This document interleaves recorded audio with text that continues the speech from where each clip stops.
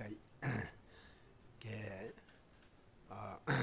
이 시간에 우리가 말씀으로 함께 은혜를 나눌 수 있는 기회를 주신 하나님께 감사합니다. 제가 나눌 말씀의 제목은 하나님의 사랑에 감동된 믿음의 결단입니다. 여기서 믿음의 결단이 초점이 있는 것이 아니고 그 믿음의 결단을 하게 된 하나님의 사랑에 초점이 있습니다.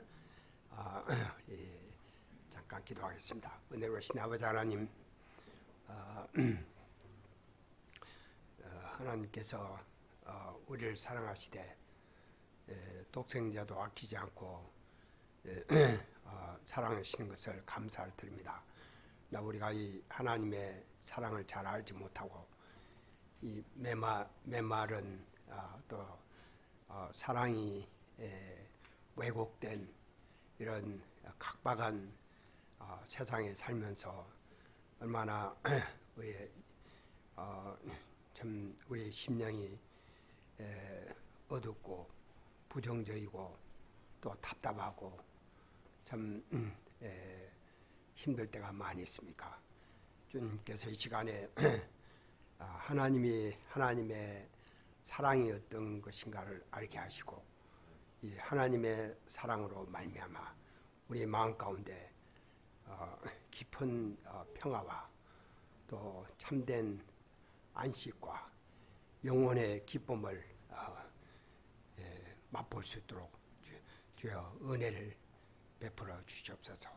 또 이 종을 당신의 영광을 나타내는 도구로 사용하여 주시옵소서. 예수님의 이름으로 기도합니다. 아멘.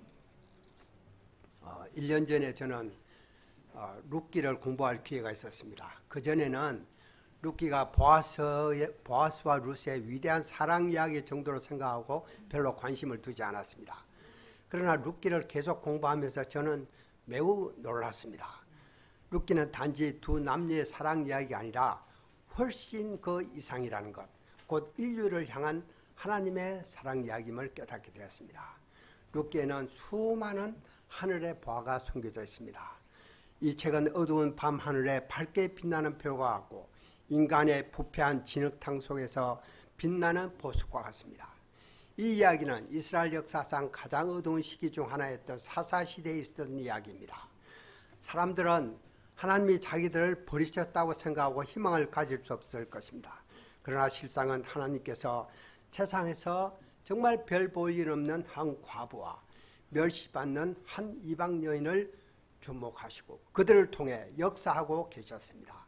특히 한 여인의 믿음을 통해 메시아의 그림자인 다윗 왕을 보내주시고자 준비하고 계셨습니다. 우리가 살고 있는 시대는 사사시대와 같습니다. 사람들은 자기의 속인에 옳은 대로 행하고 도덕적 타락과 무법과 폭력이 판치고 있습니다. 때로 우리는 이런 시대에 믿음으로 산다는 것이 무슨 의미가 있을까 하는 회의에 사로잡힙니다. 룻기는 이런 우리에게 하나님이 가장 가치 있게 여기시는 것이 무엇이며 하나님께서 믿음으로 사는 한 사람 혹은 하나의 작은 공동체를 통해 어떻게 일하시는지를 보여줍니다. 첫째, 모압으로 이주한 엘리멜렉의 가족. 룻기는 사사들이 치리하던 때라는 말로 시작합니다. 사사시대는 여호수아의 죽음 이후부터 사울이 이스라엘의 초대왕으로 등극할 때까지입니다. 우리는 이 사건이 사사시대의 어느 시점에 일어났는지 정확히 알 수 없지만 한 가지 분명한 것은 사사들이 다스리던 때라는 것입니다. 사사기는 그 시대의 특징을 이렇게 말합니다. 그때 이스라엘에 왕이 없으므로 사람마다 자기 속인에 옳은 대로 행하였더라. 사사시대는 한마디로 하나님께 신실지 못한 불신앙의 시대였습니다. 하나님은 이런 불신앙의 시대에 한 신실한 여인에게 주목하시고 이방 여인에게 주목하시고 그녀를 통해 놀라운 역사를 계획하고 계셨습니다. 1절은 그 땅에 흉년이 들었다고 말합니다. 흉년은 이스라엘이 하나님께 돌아오도록 하시는 죄에 대한 하나님의 심판이었습니다. 고대 시대의 한 국가의 경제는 농업에 의존했습니다. 기근은 사람들의 생존에 심각한 위협이 되었습니다. 유다 베들레헴의 한 사람이 그의 아내와 두 아들을 데리고 흉년을 피하여 모압 지방에 가서 그리워하였습니다. 그의 이름은 엘레멜레이고 그의 아내 이름은 나오미며 그의 두 아들의 이름은 말론과 기론이었습니다. 그들은 유다 베들레헴 에브라 사람들이었습니다. 에브라스는 베들레헴의 옛 이름입니다. 모압 사람들은 루스의 딸들이 아버지와 건친 상간으로 낳은 아들의 후손입니다. 이스라엘이 출애굽하였을 때 모압 왕은 그들이 자기 땅을 지나가는 것을 허락지 않고 발람을 고용하여 저주하려고 했습니다. 실패하자 모압 여자들이 이스라엘 남자들을 꾀어 음행함으로 자기들의 신들에게 절하도록 했습니다. 이로 인해 저들뿐만 이스라엘 남자들은 모두 죽었습니다. 그 후 모압 사람들은 여호와의 회중에 들어오지 못했습니다. 사사시대 초기에 모압 왕 에글론이 강성하여 18년간 이스라엘을 학대했습니다. 이스라엘과 모압 사람 사이에는 뿌리 깊은 적대 감정이 있었습니다. 모압은 엘리멜렉의 가족들이 기근을 피해 가야 할 적절한 장소가 아니었습니다. 흉년의 때 그들은 자신들과 백성의 죄를 회개하고 겸손하게 하나님의 훈련을 받아야 했습니다. 그러나 그들은 하나님의 연단을 피하기 위해 약속의 땅을 떠났습니다. 하나님은 그들이 모압으로 가는 것을 기뻐하지 않으셨습니다. 가장 먼저 나오미의 남편이 죽었습니다. 그녀는 가장이 되었고 두 아들만 남았습니다. 남편의 죽음은 그들이 회개하고 약속의 땅으로 돌아가도록 하시는 하나님의 경고였습니다. 그러나 나오미는 두 아들에 대한 희망을 붙들고 이를 받아주지 않았습니다. 우연히 일어난 일이겠지라고 생각했는지 모릅니다. 아니면 하나님이 자기를 미워한다고 생각하고 남편 이런 슬픔과 하나님께 대한 원망으로 가득 찼는지 모릅니다. 나오미는 이스라엘 사람들이 모압 이방 사람들과 통혼하지 말라는 율법을 알았을 것입니다. 또한 모압 사람들은 여호와의 총회에 들어올 수 없다는 것도 알았을 것입니다. 그런데도 그녀는 두 아들들이 모압 여인 오르보와 룻과 결혼하도록 도왔습니다. 결혼 후 그들은 10년 동안 모압 땅에 거주했습니다. 그러나 그들에게 자식이 없었습니다. 이것은 하나님이 기뻐하시지 않는다는 또 다른 징조였습니다. 나오미는 다시 이를 무시했습니다. 그러자 두 아들이 죽었습니다. 이처럼 두 아들이 한꺼번에 죽는 것은 아주 드문 일이죠. 그러면 한 아들이 죽으면 또 다른 아들이 있다고 생각할 수도 있었습니다. 그러나 두 아들이 다 죽어버리는 절망적인 상황이 발생했습니다. 졸지에 그녀는 모든 것을 다 잃었습니다. 고대 시대 여자들은 항상 가족 중에서 남자들을 의지했습니다. 그런데 나오미는 이제 의지할 남자가 없었습니다. 그녀는 나이가 들었고 상속자에 대한 희망이 사라졌습니다. 그녀의 인생은 이제 끝난 것처럼 보였습니다. 누가 그녀의 형편을 이해할 수 있겠습니까? 많은 사람들이 수치와 불명예와 절망에 대해 자기 생명을 끊어버립니다. 그러나 나오미는 어떻게 했습니까? 둘째, 나오미의 결단의 동기. 6절부터 22절에서 가장 많이 반복되는 단어는 돌아오다, 가다라는 단어와 여호와, 하나님, 전능자라는 단어입니다. 이 중심 단어들은 본문을 이해하는 데 매우 중요합니다. 먼저 나오미가 베들레헴으로 돌아온 것에 대해서 생각해 보겠습니다. 6절은 말합니다. 그 여인이 모압 지방에서 여호와께서 자기 백성을 돌아보사 그들에게 양식을 주셨다 함을 듣고 이에 두 며느리와 함께 일어나 모압 지방에서 돌아오려 하여. 우리는 나오미가 베들레헴으로 돌아오게 된 동기가 무엇인지 생각해 볼 필요가 있습니다. 13절과 20절과 21절에서 그녀가 한 말에 귀를 기울여 봅시다. 여호와의 손이 나를 치셨으므로 전능자가 나를 심히 괴롭게 하셨음이니라. 여호와께서 내게 피어 돌아오게 하셨느니라. 여호와께서 나를 징벌 하셨고 전능자가 나를 괴롭게 하셨거늘.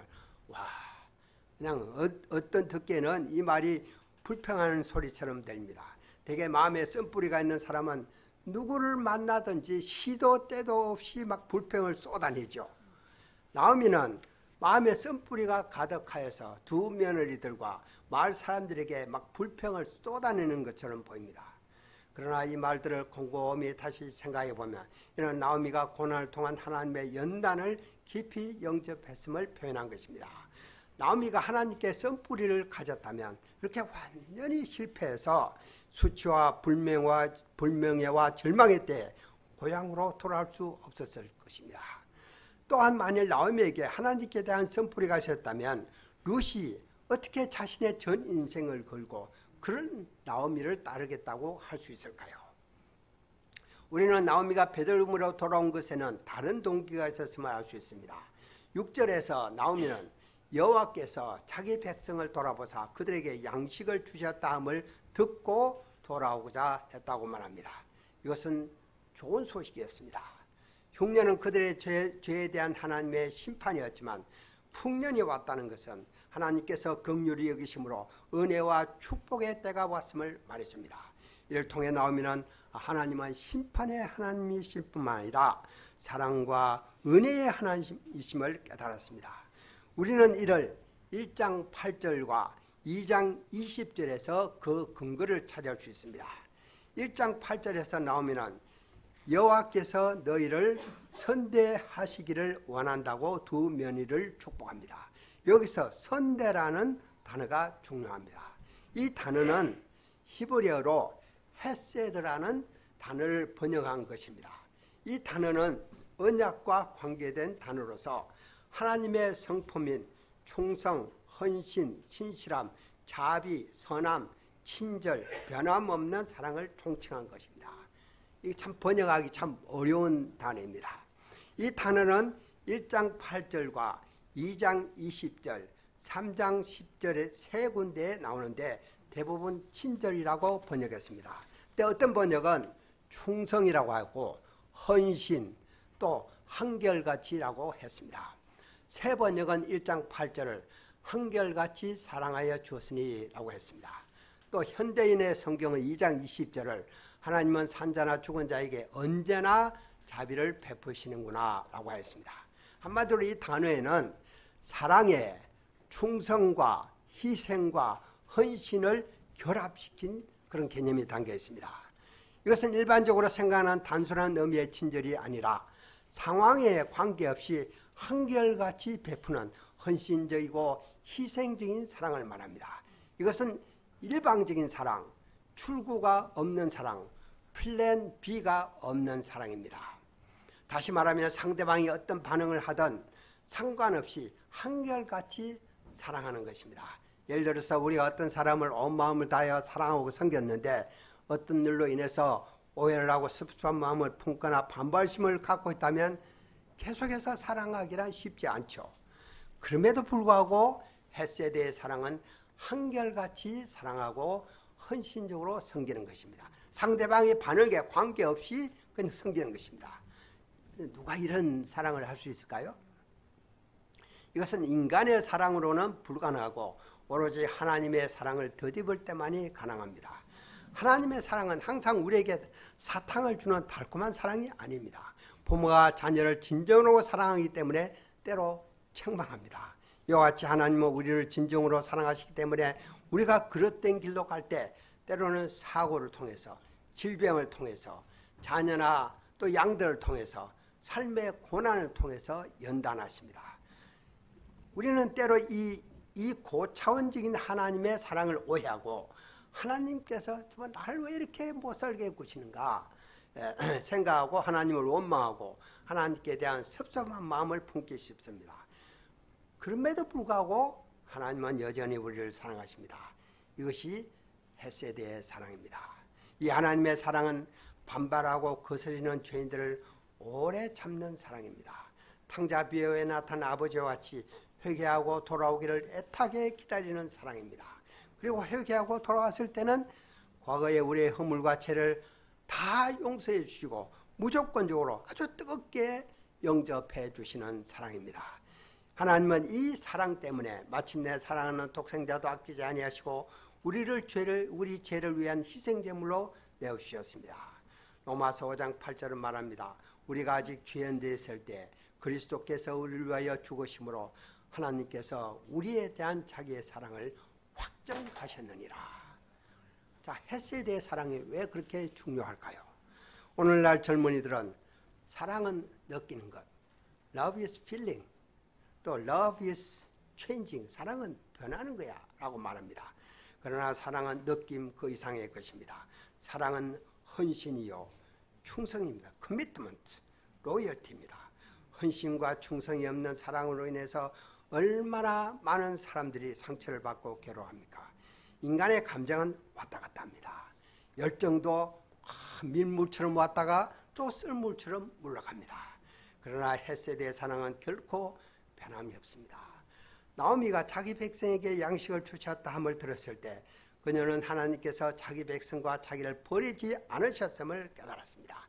그녀가 모든 것을 잃고 철저하게 실패한 것은 우연히 일어난 사건이 아니라 하나님의 사랑의 연단임을 깨달았습니다. 나오미는 하나님께서 사랑하시는 자를 훈련하신다는 것을 깨달았습니다. 하나님의 훈련은 깊은 사랑의 표현이었습니다.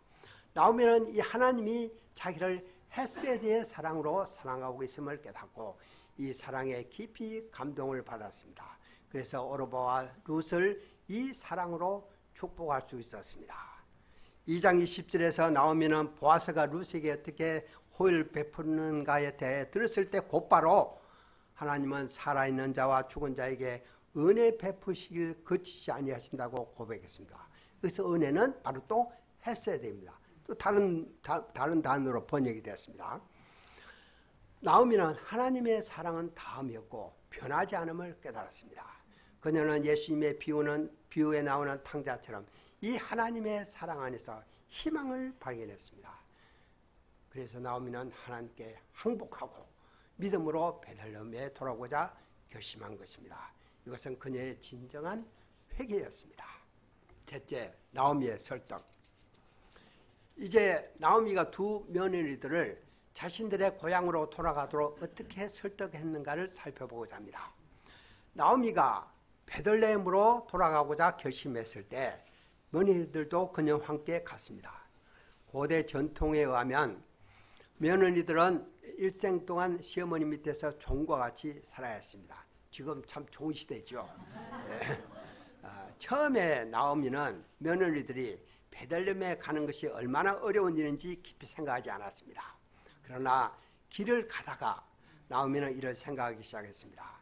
모압에서 태어나고 성장한 오르바와 룻이 엄격한 율법사인 이스라엘에서 무시를 받으며 살기가 매우 힘들 것 같았습니다. 또한 그들이 그곳에서 재혼할 가능성은 제로였습니다. 그들을 데리고 베들레헴으로 돌아간다는 것은 그들의 미래를 막는 것이었습니다. 그래서 나오미는 그들에게 자신들의 고향으로 돌아가도록 설득하기 시작했습니다. 그녀는 3번 설득했습니다. 나오미의 첫 번째 설득은 8절과 9절에 나와 있습니다. 그녀는 그들을 보낼 때 2번 축복했습니다. 첫 번째 축복은 너희가 죽은 자들과 나를 선대한 같이 여호와께서 너희를 선대하시기를 원한다는 것입니다. 아까 여기가 선대는 헤세드라고 했죠. 나오미는 이 하나님의 헤세드의 사랑으로 그들을 축복했습니다.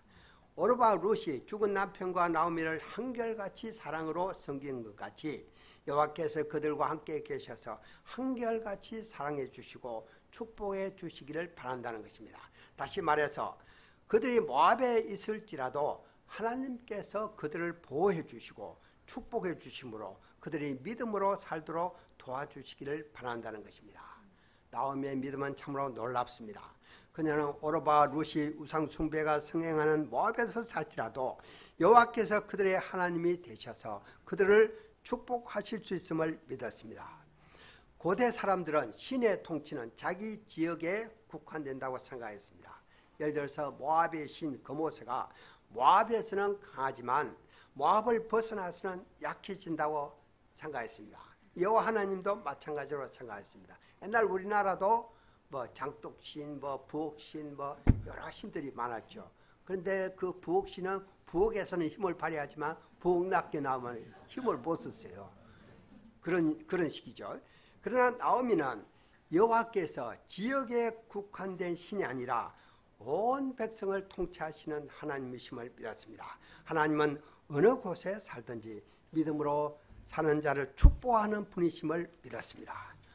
두 번째 축복은 다른 남편을 얻어 그 집에서 위로받게 하시기를 원한다는 것입니다.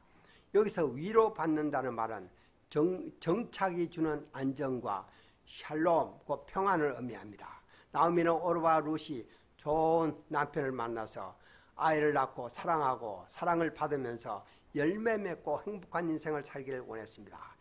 이 두 번의 축복을 볼 때 나오미가 그들을 얼마나 진심으로 사랑했는가를 알 수 있습니다. 나오미가 그들을 모압으로 돌려보내는 것은 쉬운 일이 아니었습니다. 그것은 나오미가 홀로 남는 것을 의미했습니다. 절망적인 상황에서 누군가가 그녀와 함께 있다면 그 자체가 매우 힘이 될 것입니다. 두 며느리들은 기꺼이 그녀를 따르고자 했습니다. 그들을 돌려보낼 하등의 이유가 없는 것 같습니다. 그러나 나오미는 그녀 자신보다 며느리들의 행복을 더 생각했습니다. 그들의 미래를 생각하여 그들을 올가매는 족쇄를 풀어주었습니다. 돌아가라. 이것은 권면이 아니라 명령이었습니다. 이런 식으로 나오미는 오르바 룻에게 자유와 희망과 미래를 선물했습니다. 10절은 오르바 룻의 첫 번째 반응입니다. 그들은 소리를 높여 울며 말했습니다. 길바닥에서 막 크게 소리를 wept, 막 aloud, 크게 소리를 높여 울었습니다. 아니니다. 우리는 어머니와 함께 어머니의 백성이로 돌아가겠나이다. 그들은 나오미의 진정한 사랑에 감동을 받았습니다. 며느리들이 이스라엘로 가는 것은 쉬운 일이 아니었지만 그들은 기꺼이 나오미를 따라 나오미의 백성과 함께 살고자 했습니다. 이것은 그냥 하는 말이 아니라 헤세드의 사랑에 감동되어 마음에서 우러나오는 말이었습니다. 나오미는 그들이 자신을 기꺼이 따르겠다고 했을 때 참 한번 해봤는데 그래?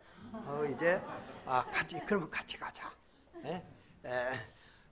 같이 가서 함께 살 방향을 찾아보자꾸나. 이렇게 말하기 쉬웠습니다.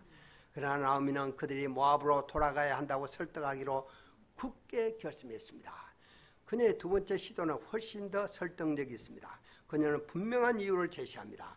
어떤 이스라엘 사람도 자기 아들을 모압 여인과 결혼하도록 하지 않을 것입니다.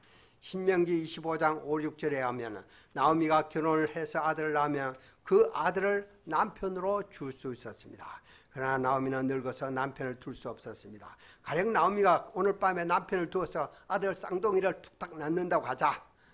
그들이 결혼할 만큼 나이만큼 상승하기까지는 오랜 세월이 걸립니다. 그러므로 그들은 결혼에 대한 희망을 가질 수 없었습니다. 반면에 그들이 모압으로 돌아가면 재혼할 수 있습니다. 나오미는 그들에게 말합니다. 나는 너희로 말미암아 더욱 마음이 아프도다. 나오미는 같은 가부로서 아픔을 나눌 수 있는 깊은 사랑의 연대감을 갖고 있었습니다. 그러나 나오미의 상황은 그들의 상황보다 더 고통스러웠습니다. 이는 여호와의 손이 나오미를 치셨기 때문입니다. 그녀는 너희들은 하나님이 훈련하시는 사람과 같이 있기를 정말로 원하느냐 하고 말하고 있었습니다. 오르바 룻은 다시 나오미의 진정한 사랑에 감동되어 또 소리를 높여 울었습니다. 한번 생각해 보세요. 길바닥에서 막 새 여인들이 막 엉엉 소리를 울고 울었습니다. 이번에는 오르바가 설득이 되어 나오미에게 작별의 인사를 했습니다. 오르바의 반응은 아주 정상적입니다. 나쁜 년이 아닙니다. 반면 룻이 제정신이 아니었습니다. 룻은 고집스럽게도 나오미를 붙들었습니다. 나오미는 룻에게 세 번째 설득을 합니다. 보라, 내 동서는 그의 백성과 그의 신들에게로 돌아가느니 너도 내 동서를 따라 돌아가라. 나오미는 내 동서 오르바는 갔는데 너도 가야 하지 않겠느냐고 말함으로써 동료 집단에 사회적 압박감을 주었습니다. 이거 상당히 강하죠. 또 그의 백성과 그의 신들이라고 말함으로써 종교적 문화적 차이의 문제를 제기했습니다. 나오미가 이렇게 말하는 것은 모압의 신들을 숭배하라는 것이 아니라 그녀가 편안함을 느끼는 문화 속에서 살아가라는 것입니다. 나오미는 문화가 다른 곳에서 산다는 것이 얼마나 어려운가를 잘 알고 있었습니다. 이렇게 놀랍게도 나오미는 훌륭한 시어머니였습니다. 그녀는 자기 연민에 빠지지 않고 룻에 대해 걱정했습니다. 그녀는 자신의 미래보다 룻의 미래를 더 걱정했습니다. 자, 이 바로 이타적인 헤세드의 사랑이죠. 이런 이타적인 헤세드의 사랑은 나오미의 인생을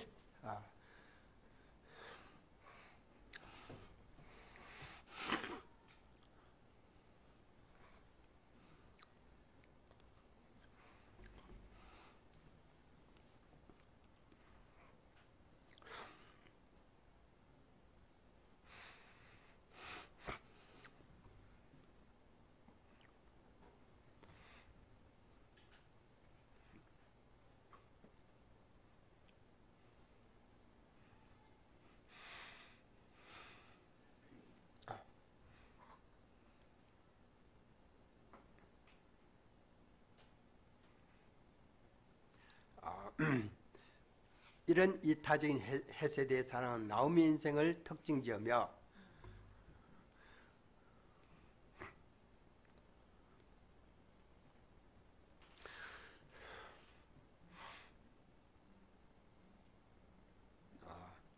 룻이 그녀를 따라가도록 강하게 끄는 힘이었습니다.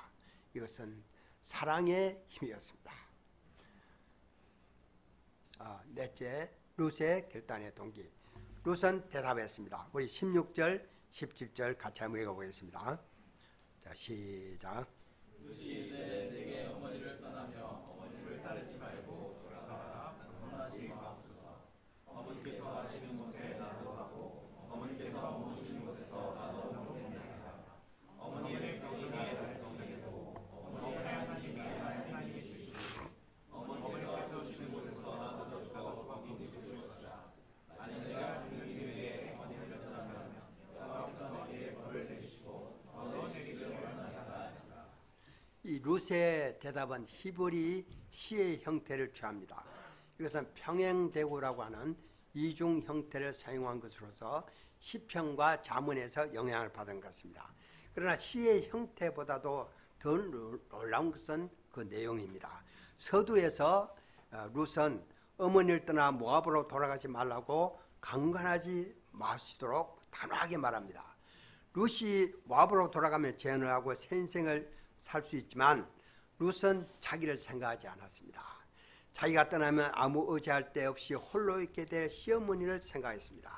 나오미가 자기를 생각하지 않고 두 며느리들의 장례를 생각한 것 같이 룻도 자기를 생각하지 않고 어머니의 안녕을 생각했습니다. 한마디로 어머니를 불쌍히 여겼습니다. 이것은 단지 인간적인 연민의 정을 넘어서는 긍휼히 여기는 마음입니다. 이 긍휼히 여기는 마음은 하나님의 속성으로서 우리 그리스도인들이 가져야 할 품성입니다. 에베소서 4장 32절은 말합니다. 서로 친절하게 하며 불쌍히 여기며 서로 용서하기를 하나님이 그리스도 안에서 너희를 용서하심 같이 하라. 첫째 연에서 룻은 어머니가 어디를 가든지 또 어디서 머물든지 그림자와 같이 따라다니겠다고 합니다. 자신과 어머니의 인생이 생명으로 결탁되어 있다는 것입니다. 이것은 룻이 어느 정도 헌신하다가 상황에 따라서 바꾸는 것이 아니라 최악의 상황에서도 100% 온전히 헌신하겠다는 것입니다. 둘째 연에서 룻은 나오미의 세계뿐만 아니라 나오미의 백성과 나오미의 하나님께 자신을 맡깁니다. 셋째 연에서 룻은 자신이 왜 그토록 나오미에게 헌신적인지를 설명합니다.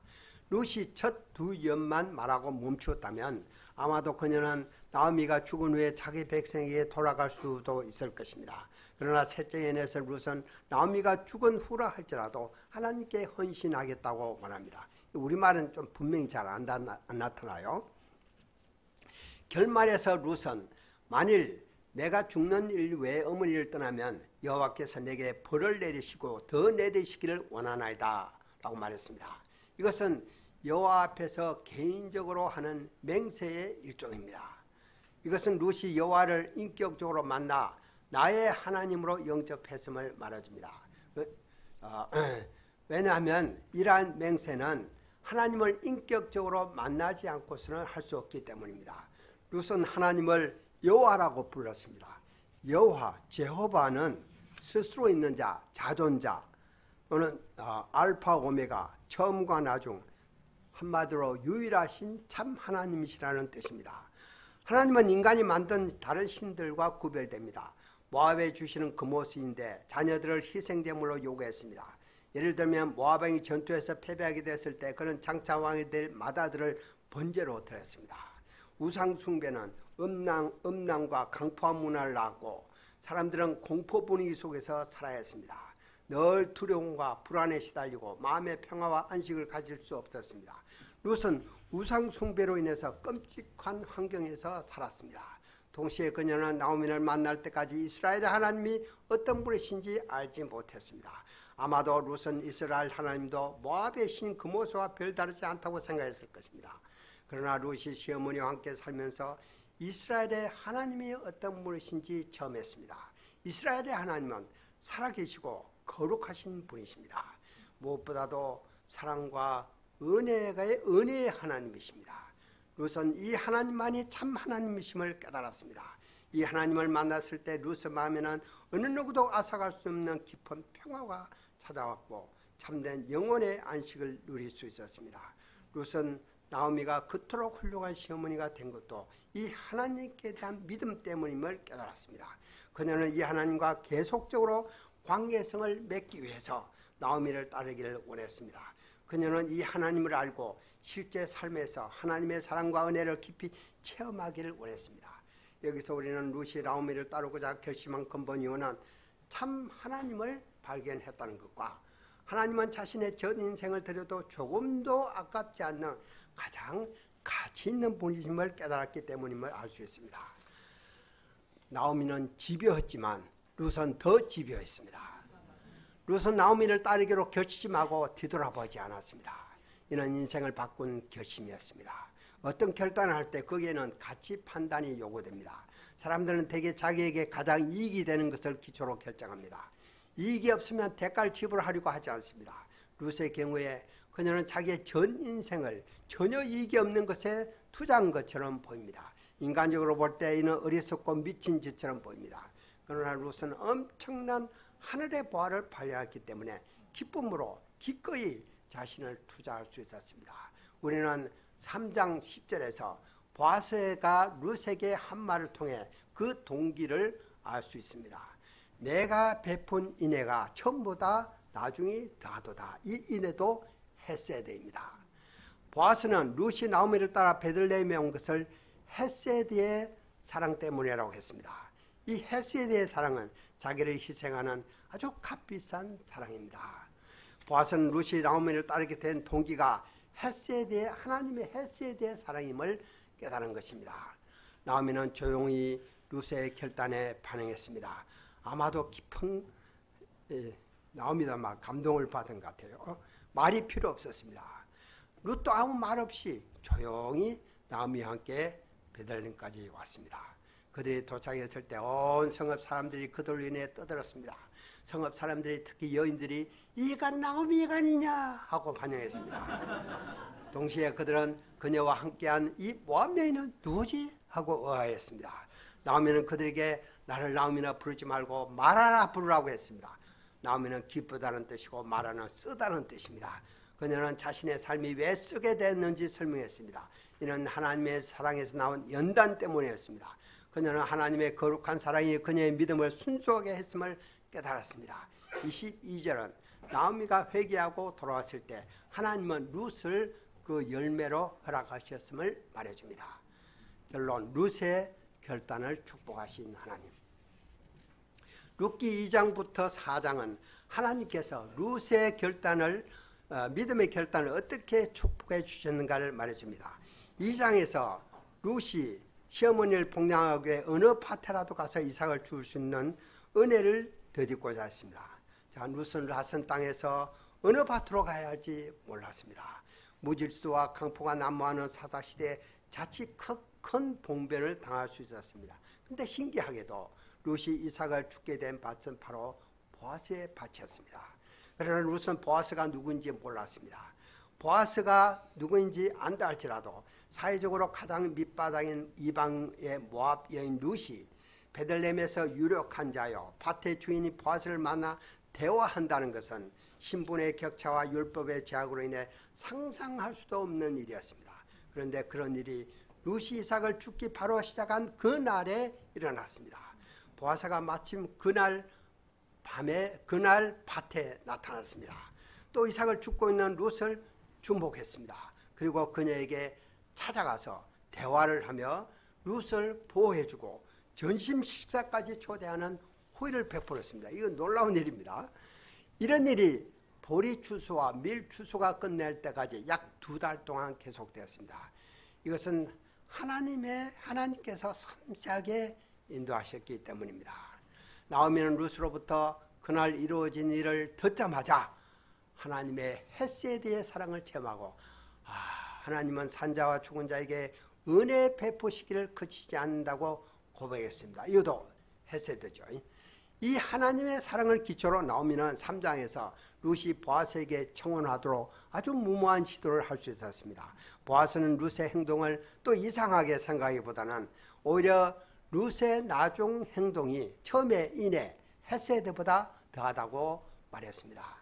보아스는 룻이 여인으로서 수치와 위험을 무릅쓰고 시어머니를 위해 자기를 부인하고 온전히 희생하는 이 헤세드의 사랑에 깊은 감명을 받았음에 틀림없습니다.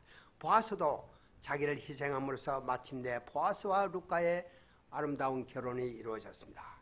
자, 이 결혼이 효력을 발생하기 위해서는 정인이 필요했는데 모든 백성과 장녀들이 기꺼이 정인이 되어주었습니다.